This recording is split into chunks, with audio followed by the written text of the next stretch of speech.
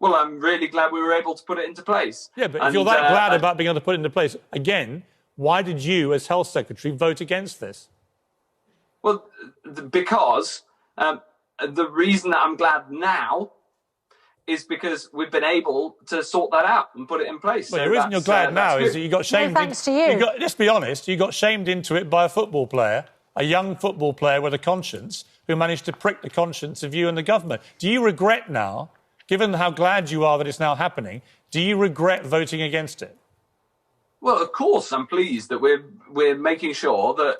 That wasn't the question. I just asked if you regretted. But hang on, it's a very important question because you wouldn't have done it without Marcus Rashford campaigning. My question for you is, given how glad you now are that it's happening, do you regret voting against it? It's a yes or no. Well, as I say, I'm really glad that it's happening now. But do you regret it? Do you regret voting against it? Well, I'll put it this way. In the first lockdown, we took this action. And now, as you say, we're in Health Secretary, you only have to say yes or no, whether you regret it. You either regret it or you don't. Well, I'm really glad that the situation's been resolved. So you regret voting against it? I'm really glad it's been resolved and we've sorted it out. And I'm going to use my own words to describe my own feelings on this one. So you won't answer the question? Well, it's that I'm answering the question, and I'm really glad that we've sorted it. Well, let's just